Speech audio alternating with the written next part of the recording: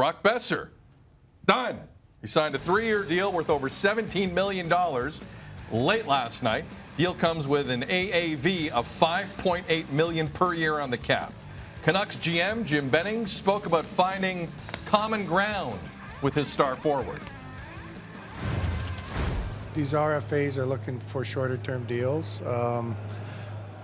So we looked at trying to do a longer-term deal, but at the end of the day, I guess doing a shorter-term deal puts some responsibility back on him now to come in and have three good years, and then we'll try to get him signed long-term after that. Obviously thrilled is Jim Benning.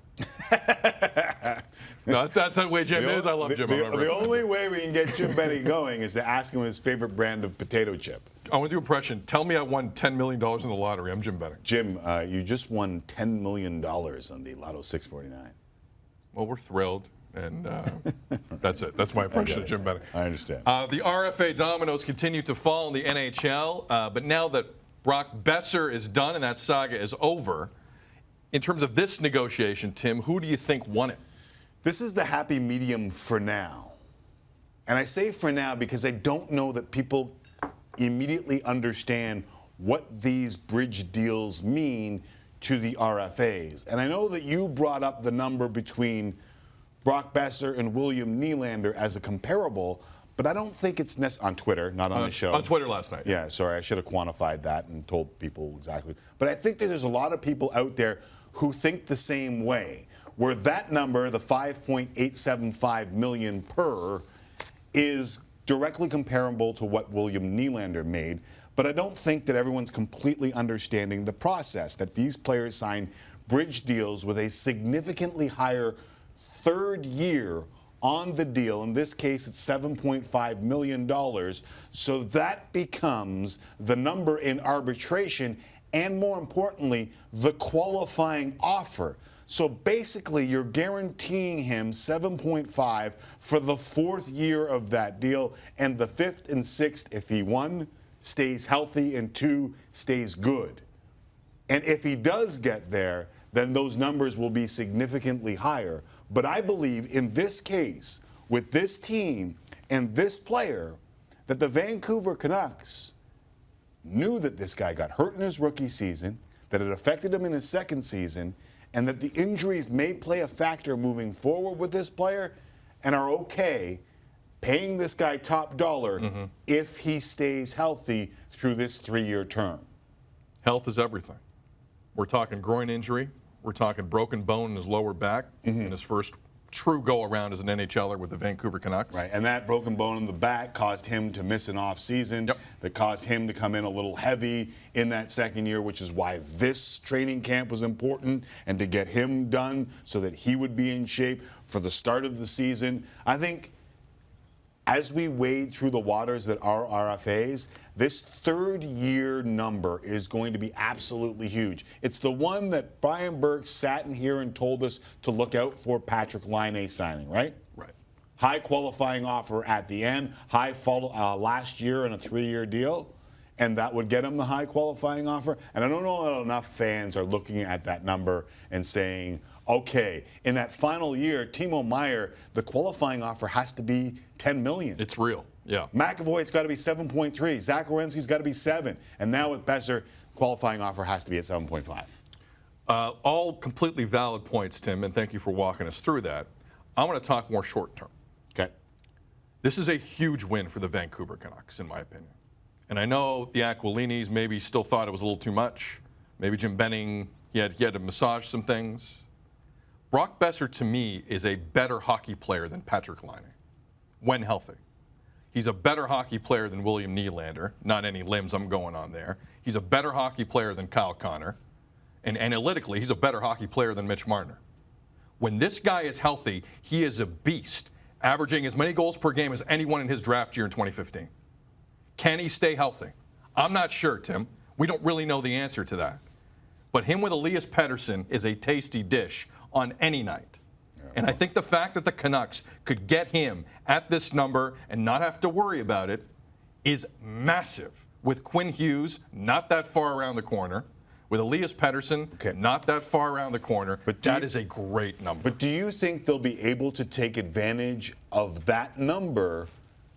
Are they going to be good enough to make that number count in the 3 years that they have him signed? Because at the end of this, if he does what you're saying he's going to do, that number is going to balloon. That's the thing that worries me about this. And what had me disagreeing with your tweet last night was that by the time this team is good, will he be asking for $10 million a year? Listen, or $12 million a year, and then Nylander at 5.8 looks great. Right. If Nylander comes up to the ability that we saw in a couple of world championships and yeah, but I mean, I don't know what he is. Contrary to everyone's feeling on Willie Nylander, we'll see about that. Right. I'm not convinced. That's the risk with any bridge deal, though. Right. Because you're right. If Besser actually plays 75 games during a season, right, and lights it up, like statistically it looks like he can, next to Elias Pettersson, who, by the way, is going to get better.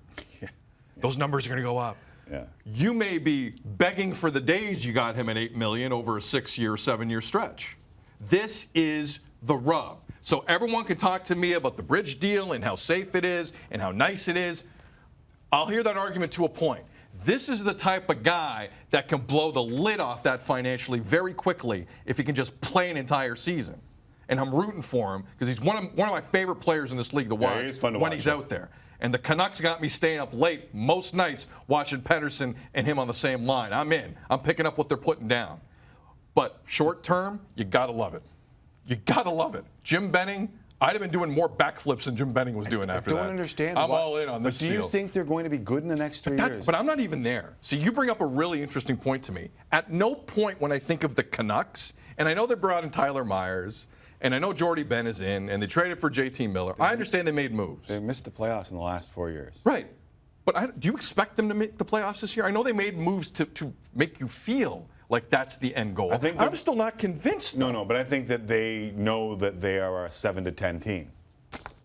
High-end 7, yeah. They think they are. And the fan base would be ecstatic with a 7 or a 6 finish. 7 in the conference is what he's obviously talking about. Yes. Right, and making the playoffs. Right. I think people would be happy with that. But I think that's the high end right now. Yeah, that is the high end. I would agree with that. So next year, you're hoping for another step forward.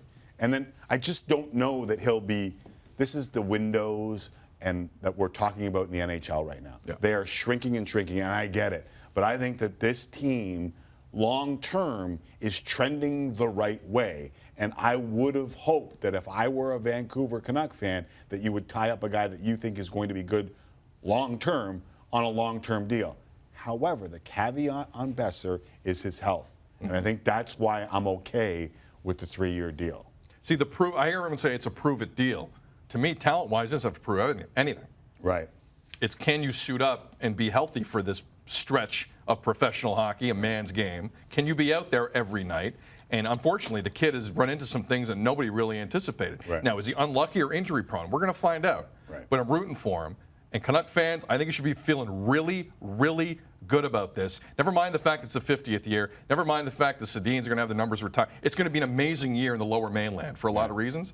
This is a great, great signing. A terrific signing for them. There was a point in time where both of us looked at each other and thought the Canucks were going to make the playoffs last year. And then they hit another rash of injuries, and it kind of plummeted down the stretch. But he played really well down the stretch. Right. And the other point that I love that you made was that Pettersson is only getting better. Yeah. So he's got a line mate, which leads me to our next story. Sorry, one last thing on the Canucks before we move The on. segue was perfect, and you stopped me with the one other thing. I broke up the segue because you mentioned the Canucks in that injury situation they hit, and we're talking to Bo Horvat in Chicago about that.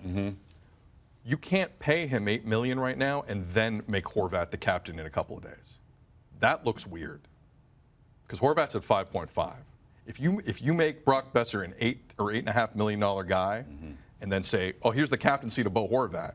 So you agree with the point that I made yesterday? Yes. I know. I think it's a great point. Like, I just think you got to respect that process a little bit here because Bo is worth it. He's been a phenomenal player for you. He's getting better as himself. He's doing great. It's a weird visual to me to give $8 million to Besser over 6 or 7 and then the captaincy to Horvat. Keep it level. No problems. Attack the year.